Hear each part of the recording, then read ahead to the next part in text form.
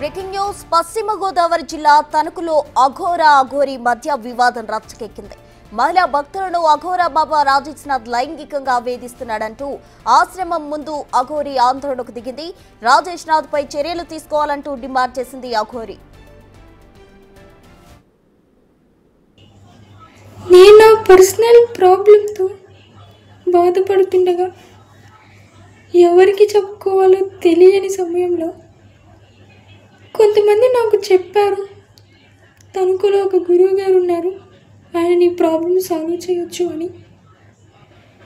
ఆ విషయం విన్నప్పుడు నేను ఎంతో ఆనందపడి నా బాధ సాల్వ్ అయిపోద్ది అనుకుని నేను తణుకు వెళ్ళి ఆయన్ని కలవడం జరిగింది. సో వెళ్ళాను, నా పర్సనల్ ప్రాబ్లం చెప్పుకున్నాను. నేను ఎంతో బాధపడుతూ ఏడుస్తూ చెప్పుకున్నాను. నేను ఏడుస్తుంటే ఆయన అన్నారు, అరే నాన్న ఏడవకురా, నీ ప్రాబ్లం సాల్వ్ అయిపోద్ది, నేనున్నా కదా, నేను సాల్వ్ చేస్తా అన్నారు. ఎంతో ఆనందపడ్డాను ఆయన అన్న ఆ మాటకి. నేను ఇంకా నెంబర్ ఇచ్చేసి వచ్చేసాను. నేను వచ్చిన 2 డేస్కి ఆయన దగ్గర నుంచి నాకు మెసేజ్ వచ్చింది.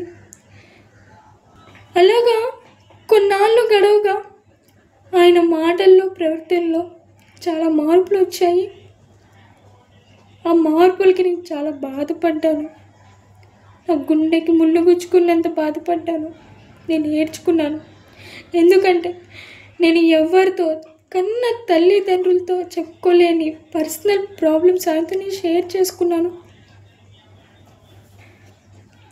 సో ఒక తండ్రి స్థానంలో నేను చూశాను ఆయన్ని.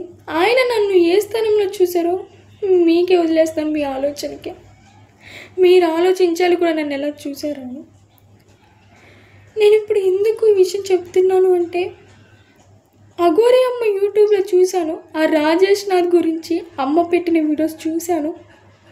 ఆ వీడియోస్ చూశాక నాకు ధైర్యం వచ్చి నేను అమ్మని సంప్రదించడం జరిగింది.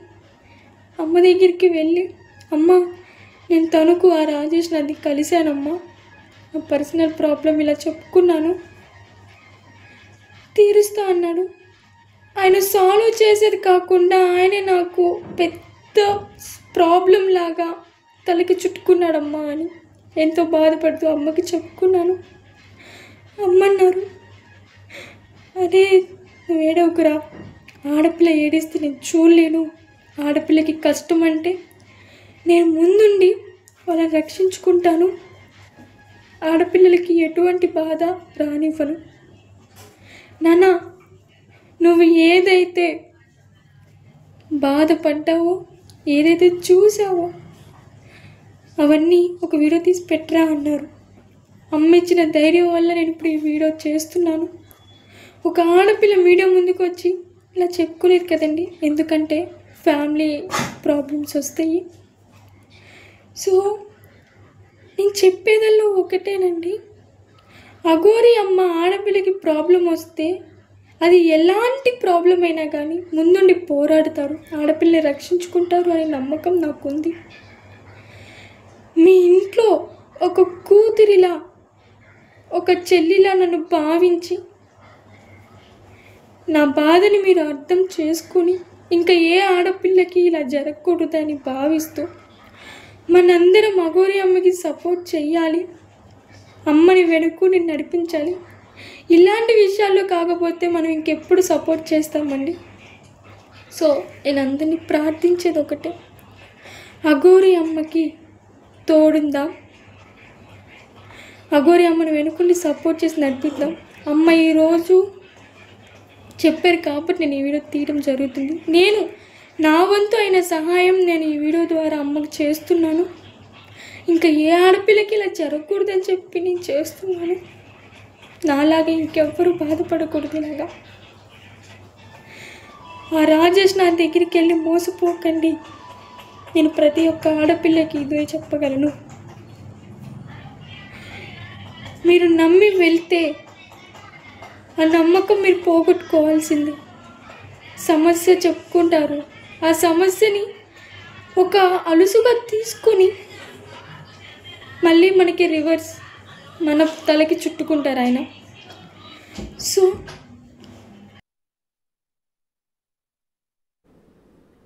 రైట్, ఇప్పుడు మనం చూసాం అఘోర బాధితురాలు ఏం మాట్లాడిందో మనం విన్నాము. అయితే అఘోర బాధితురాలకు సపోర్ట్ గా అఘోరి అయితే తనకు వెళ్ళడం జరిగింది. అక్కడ ఆవిడ అఘోరాకి సంబంధించి కూడా ఆందోళన చేయడానికి కూడా అక్కడ సిద్ధంగా ఉన్నట్టు తెలుస్తుంది. అక్కడ పరిస్థితి ఏ విధంగా ఉందో ఒకసారి చూద్దాం.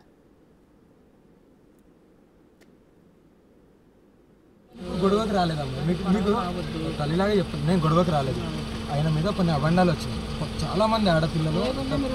అదే ఒకసారి వస్తే నేను మాట్లాడతాను. తిరికోడు కాబట్టి దాక్కున్నా అని నేను అనాల్సి వస్తుంది. ఎందుకంటున్నా అంటే నేను విత్ ప్రూఫ్తోనే వచ్చాను.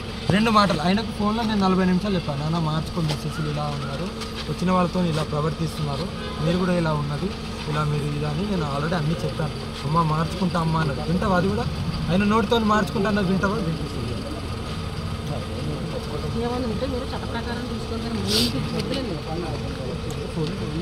అంటే మాట్లాడడానికి వచ్చామ్మా, చట్టపరంగా వచ్చే వరకు ఉంటాను కదమ్మా. ఎక్కడ ఉండాలి? ఇక్కడ ఉండద్దు అనడానికి చట్టపరంగా చూసుకోవాలి. ఎక్కడ ఉండాలి? అరెస్ట్ చేయండి మన ఇక్కడికి వచ్చినందుకు అరెస్ట్ చేయండి అమ్మా. ఎంత తీసుకున్నాను అనేది నా దగ్గర డీటెయిల్స్ ఉంది. ఎవరితో ఎలా ప్రవర్తించాలి డీటెయిల్స్ ఉంది.